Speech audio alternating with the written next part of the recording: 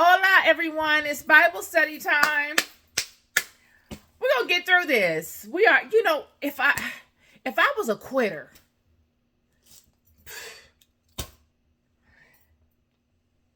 we are having we're going to have an eventful Bible study today, y'all. But before we do that, we're going to get into the business of things. If you all find any of my content inspiring, relevant, necessary, please subscribe, please like, and please share. Okay? It'll automatically be defaulted to your timeline if you share, or excuse me, if you subscribe, so you don't have to come and look for it. It'll automatically default to your timeline and populate. And any of my other content that I download will default as well. Okay? That's on Facebook or YouTube, okay? Or any other social apps that you see this on. Nonetheless, you guys, this Bible study tonight, I didn't know which way I wanted to go on it because I usually don't. I have an idea and I just begin to create the Bible studies. And I let Spirit move through me. Because none of these things do I have a script that I read from. I just let it spring forth. And I went and I did a one on Abraham tonight. I did a whole hour-long one, and it just wasn't. I got to the midpoint of it, and I was like, no, this is not it. And so I'm doing this again. And but we're gonna get through it. We're gonna get through it. Today, you all, we are gonna be speaking out of the book of Nehemiah, okay? We are going to be speaking of the children and their current state of affairs. And this is a hopeful conversation, okay?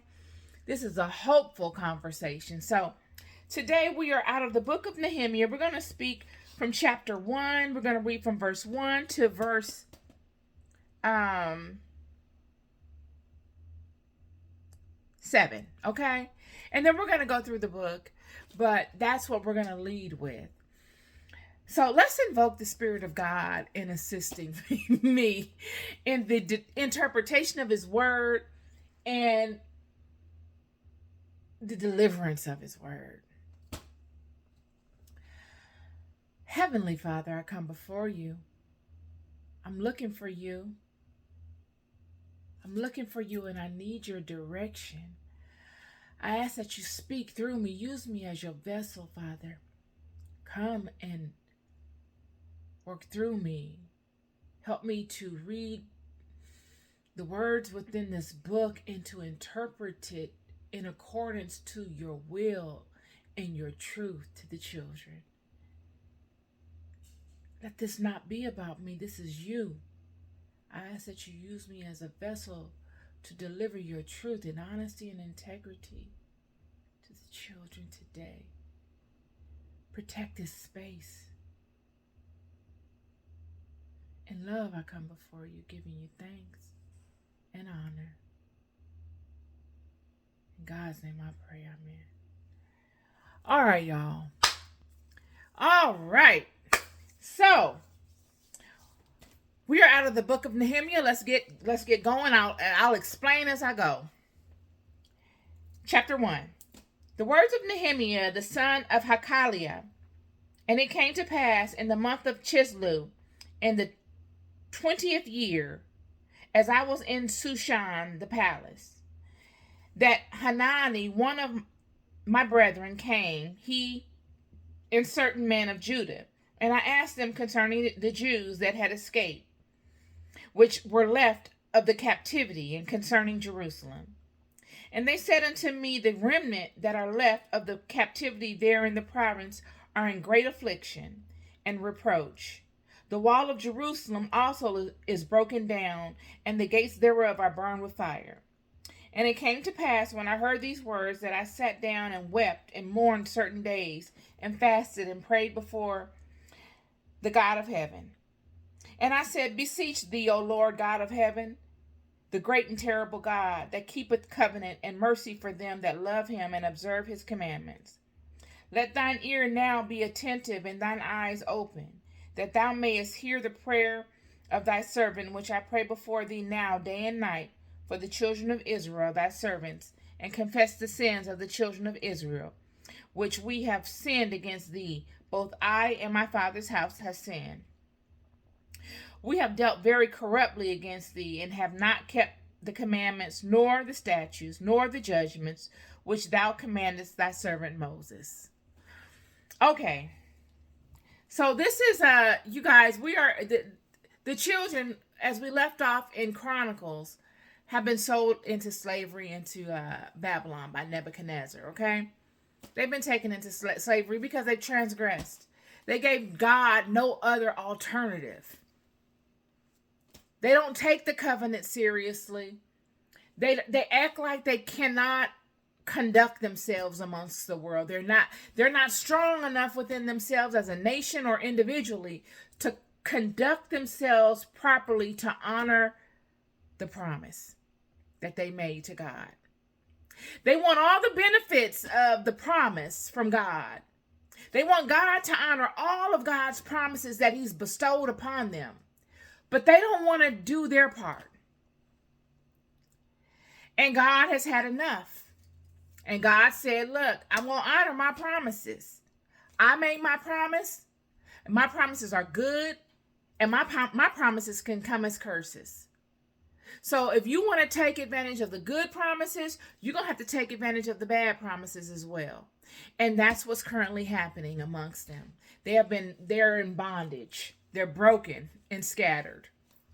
Some of them have gone over to Egypt. They went back to Egypt as it was prophesied to Abraham. They fulfilled that. They've gone back to Egypt. And the rest are in bondage. They're in slavery in Babylon. The temple of Jerusalem has been broken down. That was done in Chronicles.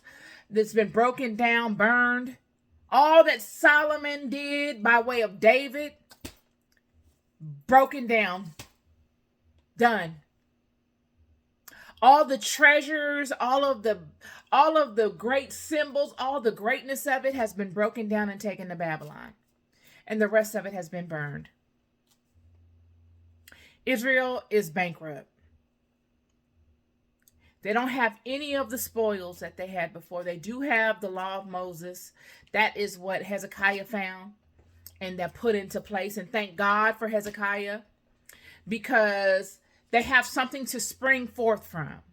Had Hezekiah not found the law and had not done the work to really get the children back in gear, they would be at a more disadvantaged state than they are now. Nehemiah is picking up from where Hezekiah left off at.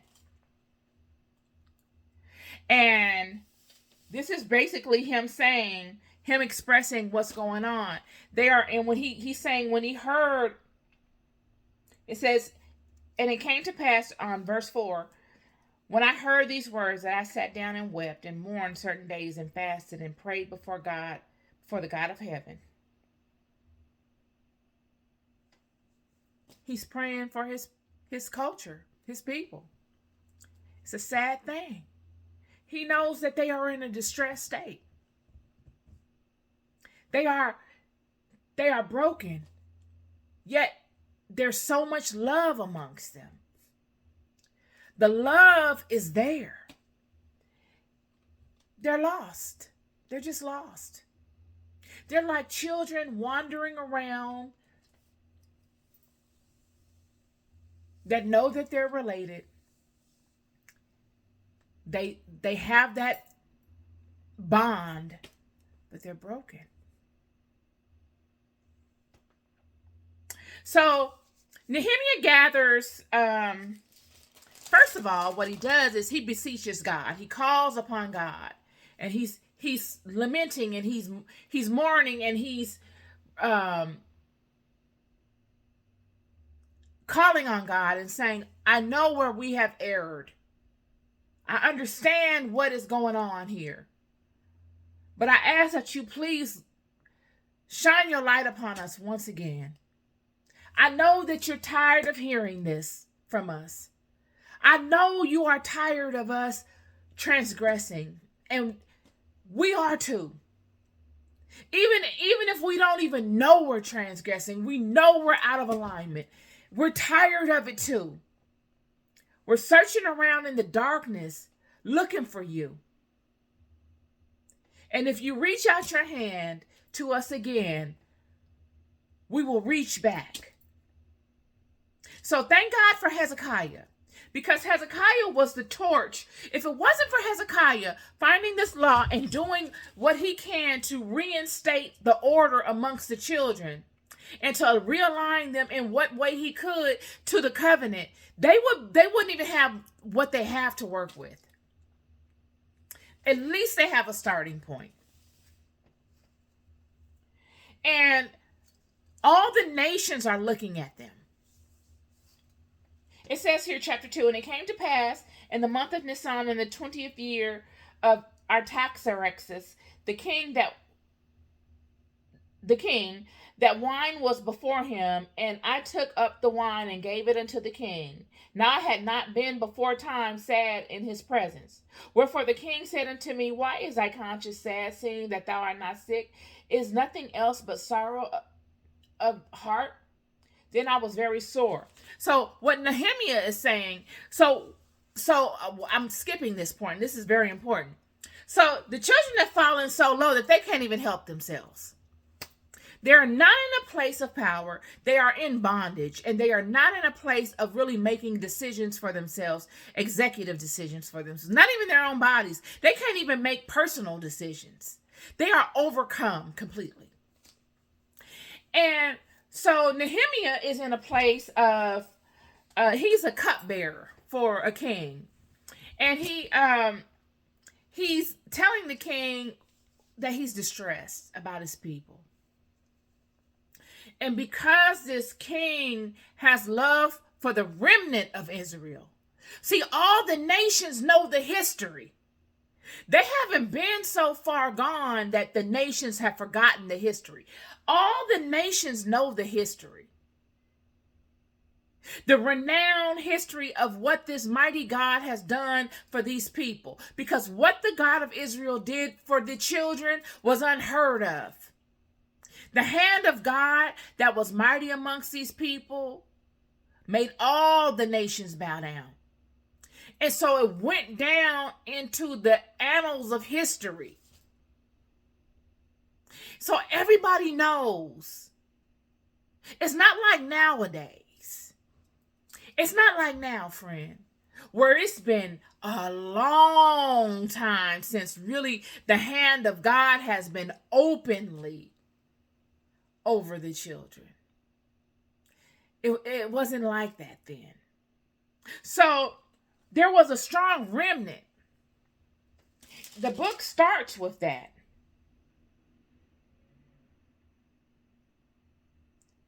The book starts with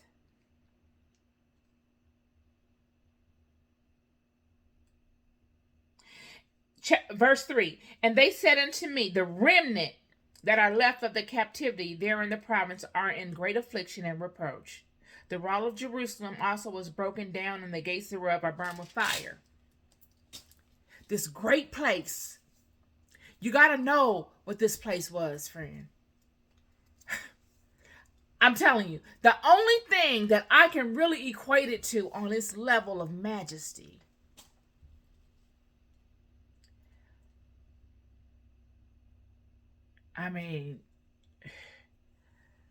Karnak,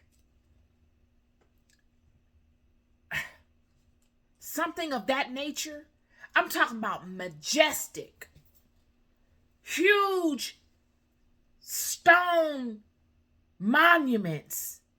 I mean, pillars. Karnak, Temple of Amun. I don't know where else you would get that from. And I know a lot of people don't like to reference Egypt, but we got to give Egypt their props. Egypt was the mother of Israel. Abram got blessed from Egypt. If it wasn't for Egypt, Abram and Sarai, when they first went, Egypt blessed Abram and Sarai. That was their first bounty. That was their first big amount of cattle, people. They were able to multiply from what they got from Egypt.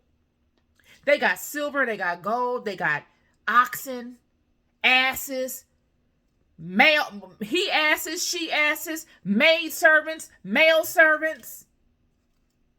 They didn't have it before.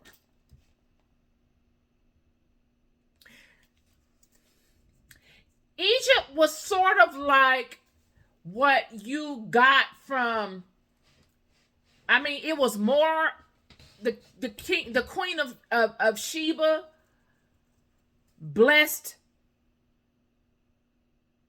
Solomon with much more than what Abram and Sarai took from Egypt. But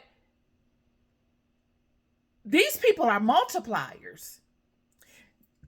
Abram was able to multiply just like Jacob.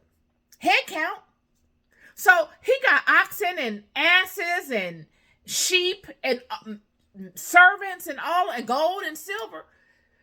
I don't know if he was able to multiply the gold and silver, but he surely was able to multiply the head count, because Abram was being mentored by the same persons that Jacob was, Shem and Eber, the priesthood.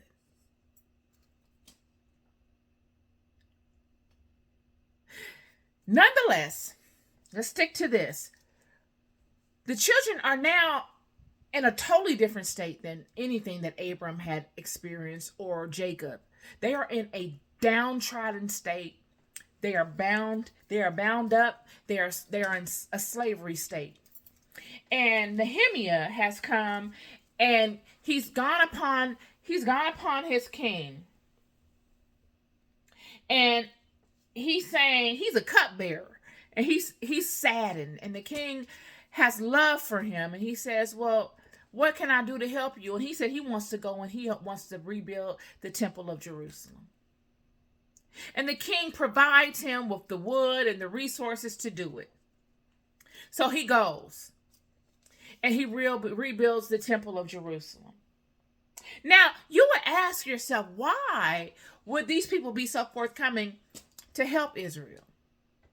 Just like, why did Pharaoh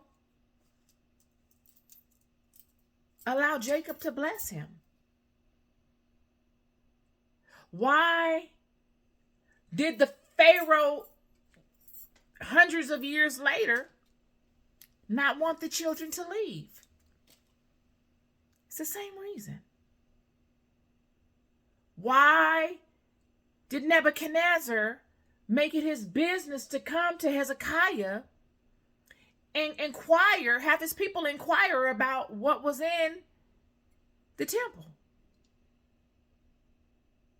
Why? Because all these people know that they will be blessed if they have these people up under them. This is the law. This is the blessing that God ordained over Abraham. This is the point. So everybody's vying. They're all vying. This is a bloodline thing. It's not as if they can inherit it just by saying, okay, I believe. It's not that. So surely they will want them up under them. Surely they're going to want the things of them. I'll keep going.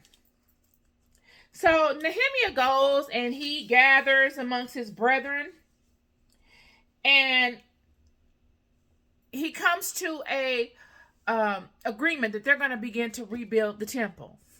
But there's others, Sanballat and Tobiah, and they're all discouraging them. These are the Ammonites. And these are the Ammonites. You got to remember, the Ammonites and the Moabites are the ones that plotted against the children. These are the ones that called Balaam and Balak to come and curse the children.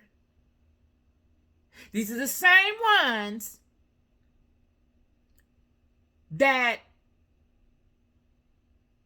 Lot, who was with Abram, who couldn't get along, couldn't share the same land with Abram, who had to go his own way, and ended up going over there in Sodom and Gomorrah. And then after leaving Sodom and Gomorrah, went and hid in a cave and had sex with his daughters and got them pregnant. These are the children of them. Ammonites, Moabites. Hundreds of years later, if not thousands of years later, these same people are Israel's enemies. They come and they look to curse the children. These same people are the reasons why the nations know how to snag the children up. It was of these same people that allowed Balaam to go up on the mountaintop of Balak and see all these different areas of weakness that the children have. And these areas of weakness have been played against the children from that point up until today. Yes, sir. So, these same people are showing themselves in this text. And they're coming in the form of Sanballat, the Horonite, Tobiah, the servant, the Ammonite. They're coming in form of these people. And they're looking to discourage them. And they're looking to trip them up and to say, you know what, why are you even thinking of doing that? Why are you thinking of rebuilding the temple, you feeble people? What do you, it says here that he says, but it came to pass that when Sanballat had heard that we builded the wall, he was wroth and took great indignation and mocked the Jews. And he spoke before his brethren in the army of Samaria and said, what do these feeble Jews? Will they fortify themselves? Will they sacrifice? Will they make an end in a day? Will they revive the stones out of the heaps of the rubbish which are burned? Are they going to be able to revive the stones? Israel, can you revive your stones? Do your stones still have life, Israel?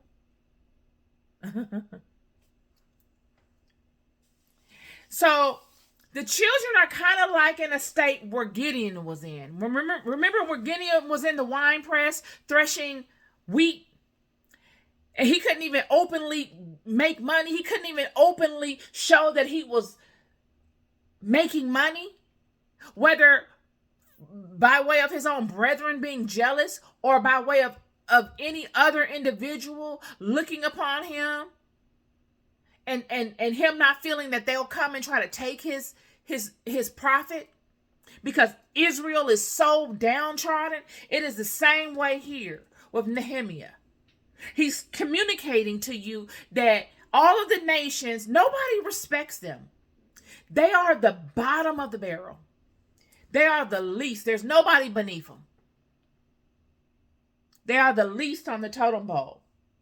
And he's communicating this in so many different ways. Verse 17 of chapter 2.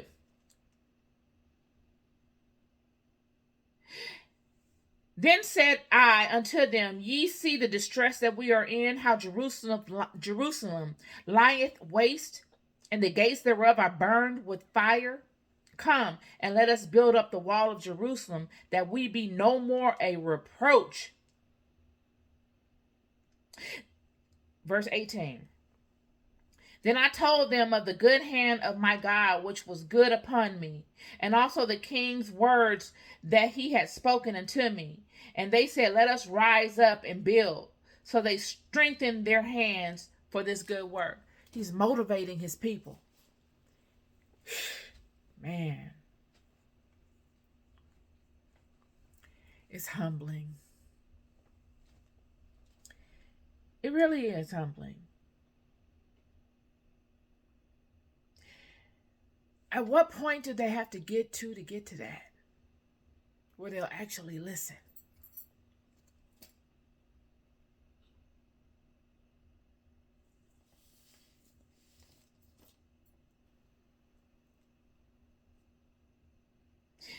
But when Sanballat the Horonite and Tobiah the servant the Ammonite and Geshem the Arabian heard it, they laughed us to scorn and despised us and said, "What is this thing ye do? Will ye rebel against the king?" So, anyway, Israel is, so we already know Israel's in a distressed state. Got that. They're looking to rebuild the temple of Jerusalem. They're starting to get fire kindled within them again. And Nehemiah is the spark that ignites it. And so they are beginning. And they all come together and they begin. Each one has a task. They all work together. Everyone does his own portion. And they make sure that they do enough where no one can say, "Oh, I did more than you." They all do enough. They all chip in. And they do their allotted portion to build this wall. And they repair it. And it's a prideful thing. And not only do they repair the wall, they become in alignment with God. They begin to honor the law. After the wall is repaired,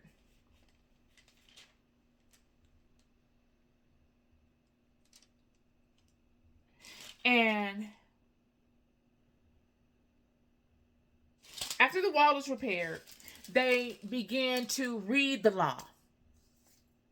Ezra begins to read the law openly, and the children begin to weep because they start to, it doesn't say this is why.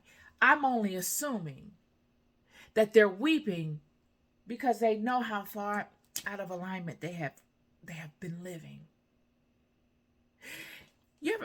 Friend, you ever been so far out of alignment with something that you didn't even know you was out of alignment with?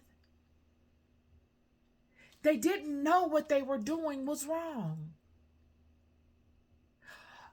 All that they were raised to do was out of alignment.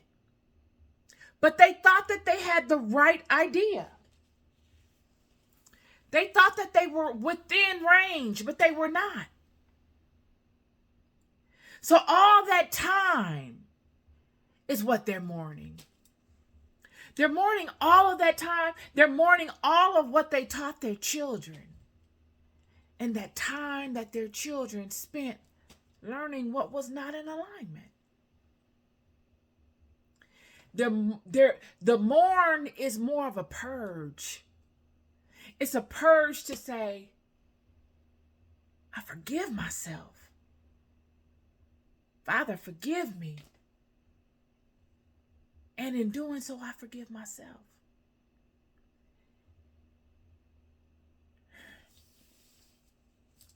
It's a beautiful time. It's a time of love and unity. It says here,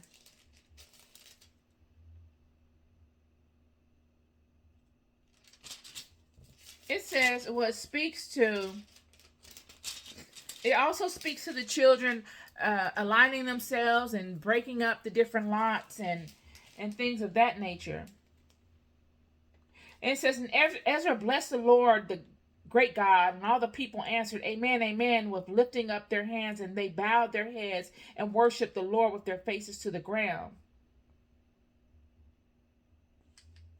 And they read in the book the law of God distinctly, and gave the sense and caused them to understanding the reading. And Nehemiah, which is in Tirashta, And Ezra, the priest, the scribe, the Levites that taught the people, said unto all the people, this day is holy unto the Lord our God. Mourn not, weep not. For all the people wept when they heard the words of the law. That's what I'm trying to tell you. They were reminded of what they already knew, but they had forgotten. It was a great day. And it says here,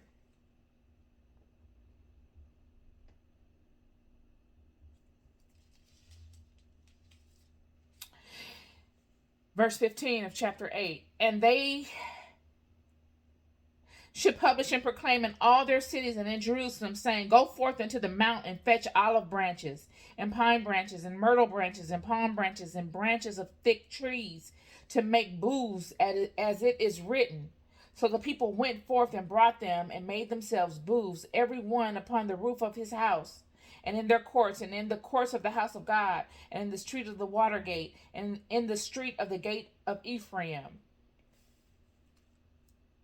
And all the congregation of them that were come again out of the captivity made booths, and sat under the booths, for since the days of Yeshua, the son of Nun, until that day, had not the children of Israel done so. And there was a great gladness. And day by day, from the first day to the last day, he read in the book of the law of God. And they kept the feast 7 days, and the 8th day was a solemn assembly according to the manner. It was gladness. It was newness.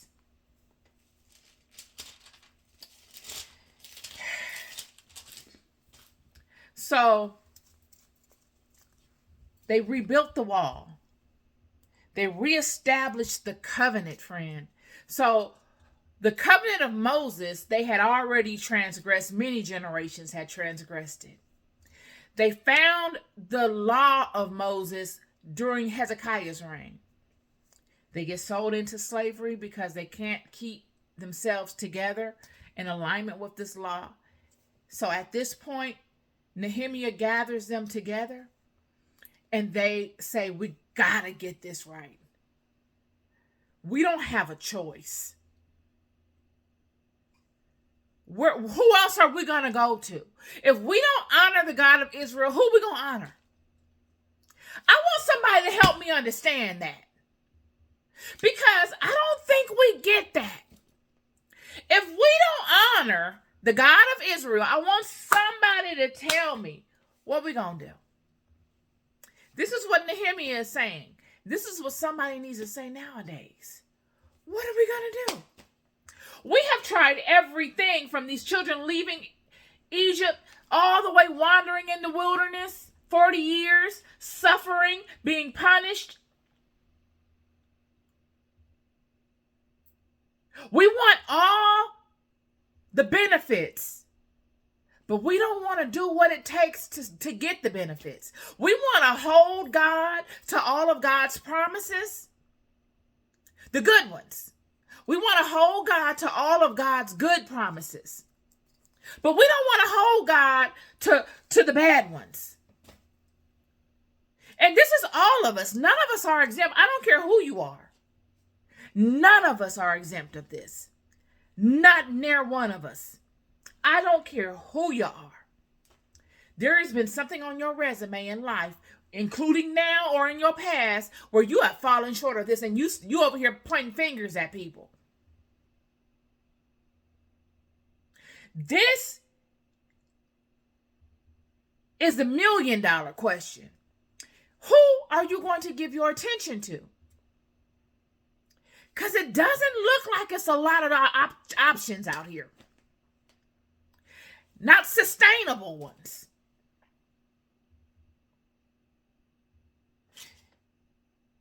So what Nehemiah does is he says, look, we need to, not just him, all of them. They all come together in unison. They've gotten to a point where they don't have no choice. And this is not even the worst of it. They're going to continue on. They're going to continue on. And like I said in my last Bible study, I haven't put my finger on why these children keep transgressing. I haven't, but I got a strong idea on it, and I'm going to put together a Bible study on that. Because it's not just one reason. So what they do is they establish a new covenant. And they begin to swear and to bind themselves to, I'm going to read it. It says here on chapter 10, verse 29. And they clave to their brethren, their nobles, and entered into a curse and into an oath to walk in God's law, which was given by Moses, the servant of God, and to observe and do all the commandments of the Lord our God and his judgments and statutes. There it is. See, this covenant is an oath and it's a curse. It's the same covenant type, not the same covenant, but the same type of covenant that the fallen angels made on Mount Hermon. A covenant is a pact. It's a binding agreement that will bless you. It will keep a certain level of stasis, stability. Yet, if you don't honor it, it's a curse. That's what makes it a covenant. So it makes it a contract. If you honor that contract, everything's fine. But if you step out of alignment with that contract, the laws of that contract will be a curse to you. Same way with this covenant. So they've established another covenant, second covenant. Book of Nehemiah. They stopped the mixing of the different bloodlines. They reopened and rediscovered the book of Moses and taught the children the right way. And they resurrected Israel. They're off to a great start. But you got to know that everybody's watching. Everybody's watching. All eyes are on them. See, what they don't remember, what they fail to realize, and what the children nowadays fail to realize is that they move as a unit. Even though they think independently. Their movement is a unit spiritually. Everything they do is judged as a unit. And this is what gets them. Because everybody want to do their own thing.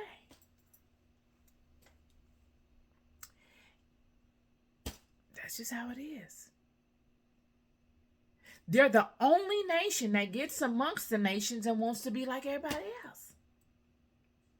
They're the only ones. If you look around the world, anyway. So nonetheless, so that is the story of the book of Nehemiah.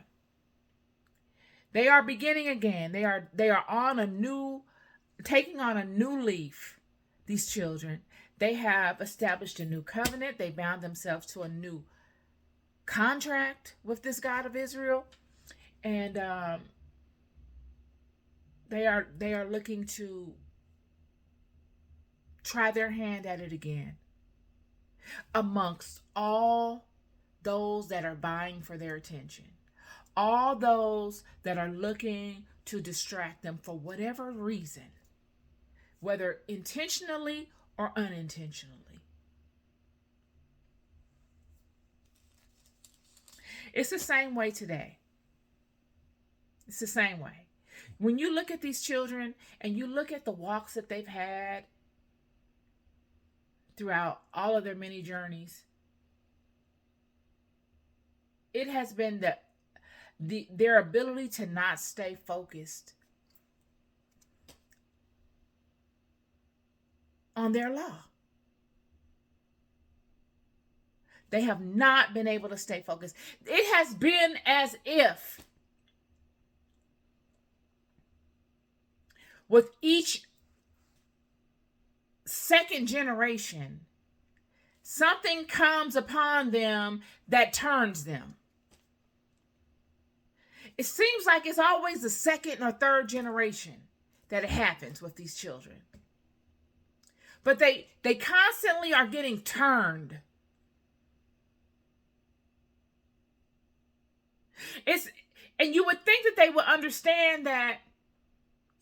How many times does this God of Israel have to hammer it in their heads that this is your God? This is what we're doing over here. This is what we're doing.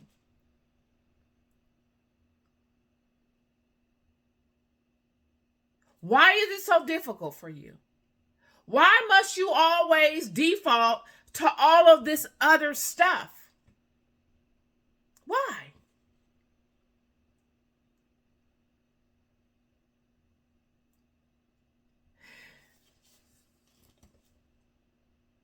As if there's an option. What is the alternative? I need somebody to help me understand. What is the alternative?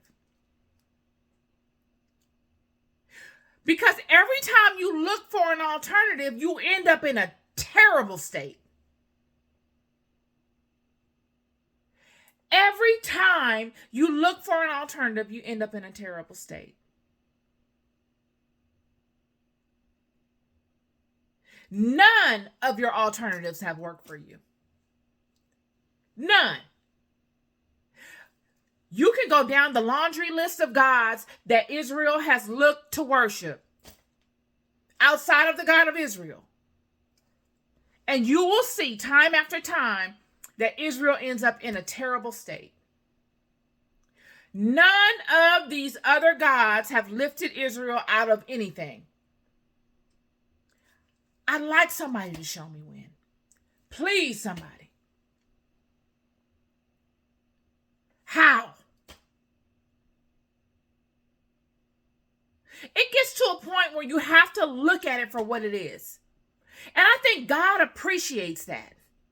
I think God appreciates it when you say, okay, if we don't honor this God of Israel, and we say, no, we're not going to do this no more. Who else are we going to honor? If we say we're going to honor ourselves, because we got that whole movement going on, where you say, I'm God. You can find it everywhere in this book or in the Quran or in any other scripture that you are God, and you can break it down within a metaphysical and a scientific way and break it down and say you are God. Wouldn't solve all your problems by yourself. Do it. Without calling on nobody else. Go for it. And I want you to tell me how that worked for you. I'm talking about real stuff. Not talking about no parking tickets or nothing like that. And, I'm talking about real problems. Because one thing life will do is when you say something like that, things begin to matriculate or whatever, create themselves and present themselves to you. And then it says, here you go. Let me see what you're going to do with that. Don't call on nobody else. Remember, you're God. You yourself are God. I want you to will yourself out of this.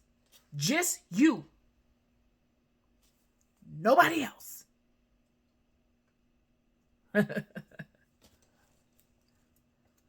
This is what I'm talking about.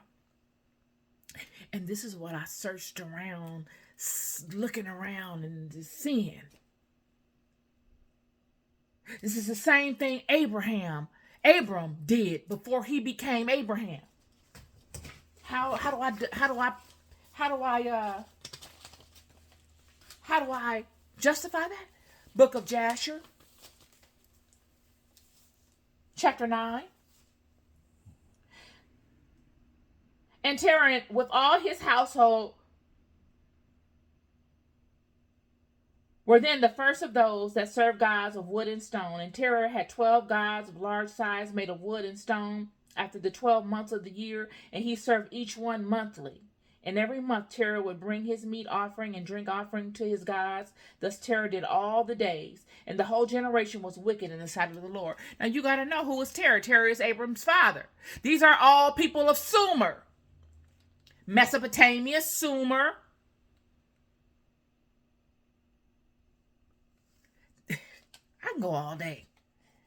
I'm not going to get all in there. But you figure it out. Google it. Sumer, Mesopotamia. This is the cradle of civilization. This is a cuneiform, first form of writing before the Phoenicians. This is where the Phoenicians got it from. Basically Phoenicians, the ancestors to the Phoenicians.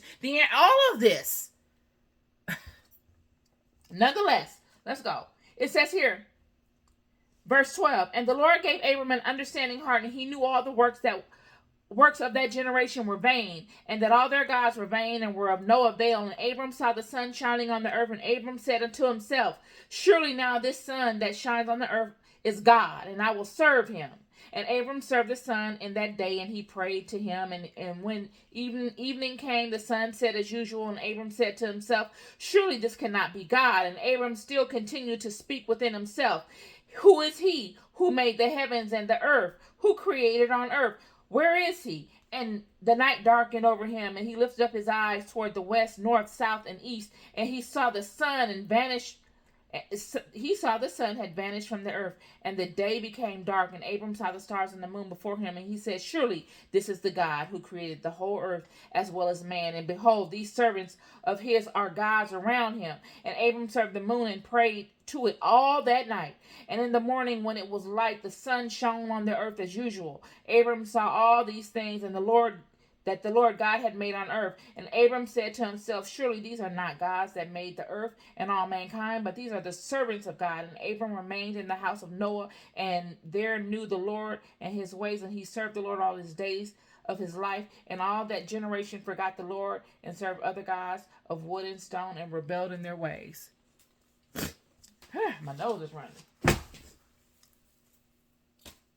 So that is what I will put forth to people that say, oh, you looked around and you did this and you did that. Oh, she must be this. Well, Abram did it. That's the father of all of it. Abraham. The same Abraham that went with Sarah to Egypt and told them she was his sister, which was true. However, hold on.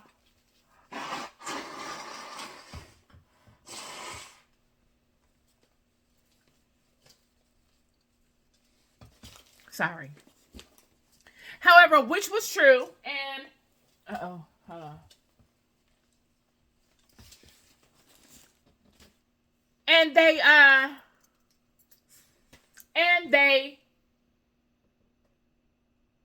ended up bringing a curse upon Pharaoh. But before they brought a curse upon Pharaoh, Pharaoh blessed them with all kind of stuff. I just told you, oxen and all kind of stuff. Pharaoh got their head count up.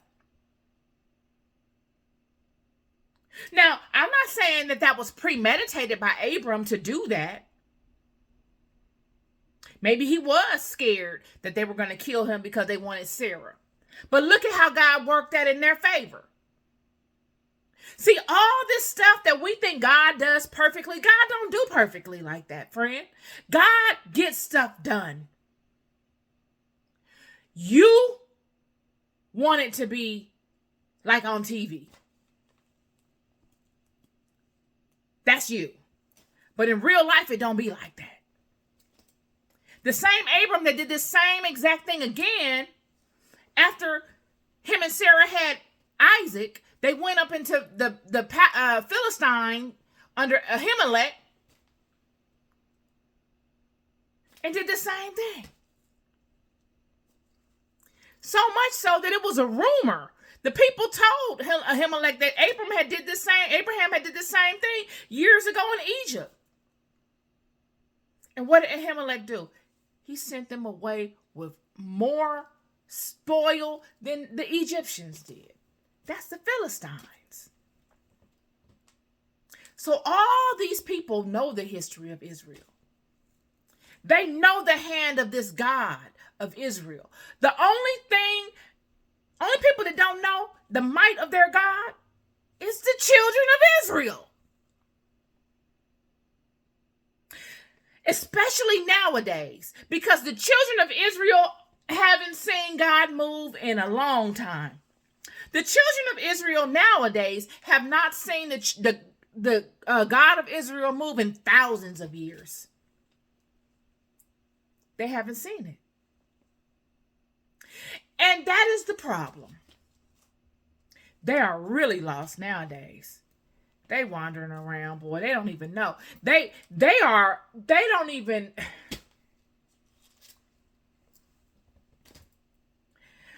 It's hard to turn them because they're so far gone. All of this stuff that Melchizedek, that Abraham, the sacrifices that Abraham did with Isaac, the sacrifices that Moses, that Joshua, that Aaron, that all the children did, the church wouldn't even recognize it. The people in the church would think it was witchcraft. They'd be like, I don't know nothing about that. What they doing over there? It looked like he was in another world. He wasn't even here. He was sleepwalking. They wouldn't understand it. This book is a spiritual science book. This is nothing religious about this. This is deep spirituality. When you talk about Melchizedek and what he taught Abram and what he taught Jacob, because Melchizedek and Shem are the same people. This Melchizedek is the highest priest of the priesthood, and all of them had to come through him. He's teaching them the sacred names. These are sciences. This is not, oh, Father, please, I come before you today. This ain't that.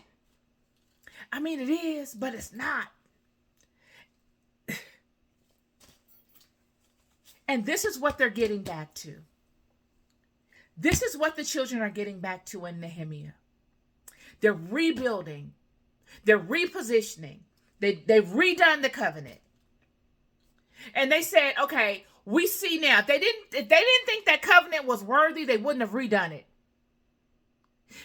Because who knows best the punishment than them children? They're not too far away. Us right now, we're pretty far away. But in the generation of Nehemiah, they're not too far away. There were still people that carried on the memory through the children. So they know, okay, we've transgressed, yes. If honoring this God of Israel was a punishment, they would not have bought themselves into a new covenant. They wouldn't have. I'm sure they would not have. They would have been trying to figure out how to honor another God, an easier God. They didn't do that because you know why? They spent all the years before that trying that, and it didn't work. They had spent all the years before that hitting that at different ways. You know how many gods are out here? You don't think them children tried every last one of them? Look how long they had transgressed. Look how many of them there were. You don't think them children, as many of them, tried, different tribes was trying them, different people in different tribes was trying them, building different altars to them. This is a history book. And it's telling you, these people have tried it every way, and none of it worked. All of it sent them into a deeper pit. Now they're worse. They've been sold into slavery, into Babylon. Nobody respects them. They're in a worse state than they've ever been in ever.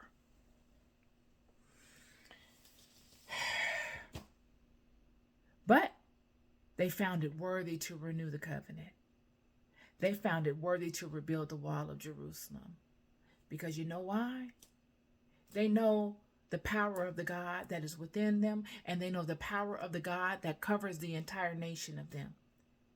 And they know their history. They know their culture. They remember they're not so far away as many are now. This is my Bible study, y'all. My battery is getting low. You love more than you'll ever know. The love never leaves you. It's the love that keeps tugging at you. It's the love that makes you annoyed when you hear somebody telling you the truth, because it's the love that connects with it. Yet your fleshly part of you don't want to admit it because you don't want to stop doing what you're doing. You love more than you'll ever know, and I'll never stop telling you peace and love.